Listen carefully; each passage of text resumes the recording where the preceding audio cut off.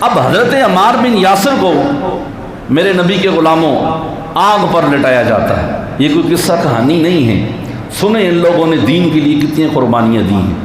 ابھی یہ ابتدائی اسلام کی، یہ قدیم الاسلام وہ لوگ ہیں جو شروع میں اسلام لے کے آئے تھے. حضرت عمار بن یاسر کو آگ پر لٹایا جاتا ہے. انگارے گرم کر کے نا، ادھر دیکھیں، آپ کے جسم کے اوپر رکھے جاتے ہیں. آپ کے جو جسم کی چربی تھی وہ پگھل جاتی ہے.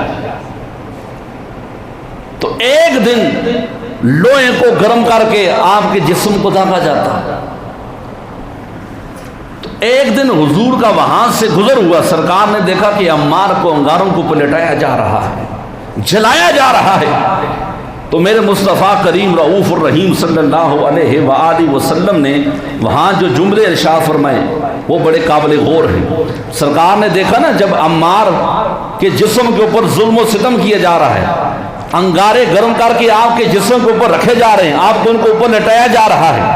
حضور نے دیکھ کے فرمایا یا نار کونی برداً وسلاما علی عمار ابن یاسر کما کنتی علی ابراہیم علیہ السلام، کہ اے عمار، اے آگ، میرے عمار کے اوپر اس طرح ٹھنڈی اور سلامتی والی ہو جا جس طرح تو جناب ابراہیم کے لیے ٹھنڈی اور سلامتی والی ہو گئی تھی. سبحان اللہ.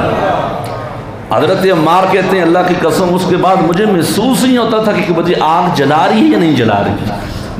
بعد میں حضرت عمار بن یاسر ہاتھ میں نا ایسے جلتا ہوا آپ کوئلہ انگار وغیرہ اٹھا کے ایسے آپ ہاتھ میں رکھتے تھے. تو کسی سے آپ سے کسی نے پوچھا کیا وجہ ہے، آپ کو آگ جلاتی نہیں ہے؟ فرمایا مجھے حضور نے بشارت دی ہے اب تو دنیا کی آگ تو دنیا کی ہے، اب آخرت کی آگ بھی مجھے نہیں جلا سکتی. تکلیف اسلام کے لیے کتنی انہوں نے برداشت کی.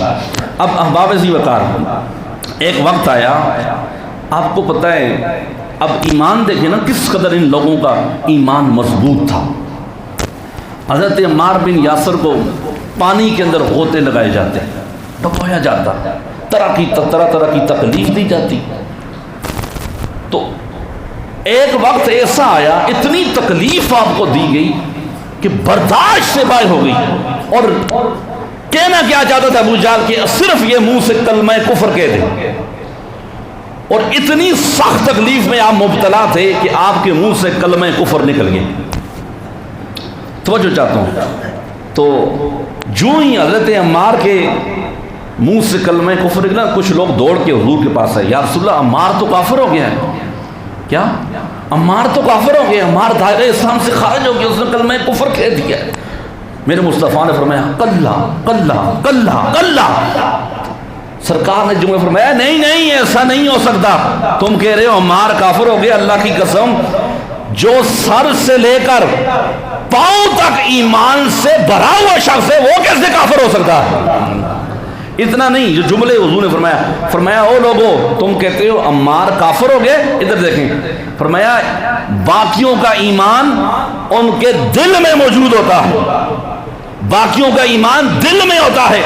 میرا عمار وہ ہے جس کا ایمان اس کی ہڈیوں میں بھی ہے، اس کے خون میں بھی ہے، اور اس کے گوشت میں بھی عمار کا ایمان رچا اور بسا ہوا ہے. حضور بشارت دے رہے ہیں.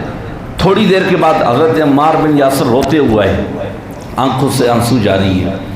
تو میرے مصطفیٰ نے فرمایا آپ کا دل تو مطمئن ہے نا، آپ نے دل سے تو یہ کلمات نہیں کیا. نہیں، ابھی یہ بات چل رہی تھی، فوراً جبریل امین چوکڑے مصطفیٰ پہ ہے، اور فوراً جناب جبریل امین نے آ کے رسول اللہ صلی اللہ علیہ وآلہ وسلم کو یہ بشارت دی، من کفر باللہ من بعد ایمانہ الا من اکرہ وقلبہ مطمئن بالایمان، کہ جو بندہ ایمان لانے کے بعد کفر کرے گا فرمایا اس کے لیے بڑا سخت عذاب ہے، دردناک عذاب ہے.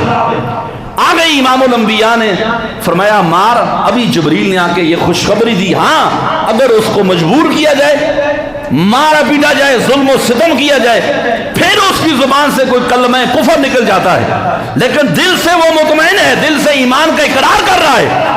تو امام الانبیاء نے فرمایا ابھی خوشخبری آئی ہے، اس کے اوپر کوئی مواخذہ نہیں ہوگا، اسے کوئی عذاب نہیں دیا جائے گا. یہ آیت حضرت عمار بن یاسر کی شان میں نازل ہوئی ہے. سبحان اللہ. اور بھائی میرے اور آپ کی ایمان کی گواہی کون دے گا؟ عمار وہ ہے جس کی گواہی، ایمان کی گواہی اللہ کا قرآن دے رہا ہے، مدینے والے کا فرمان دے رہا ہے.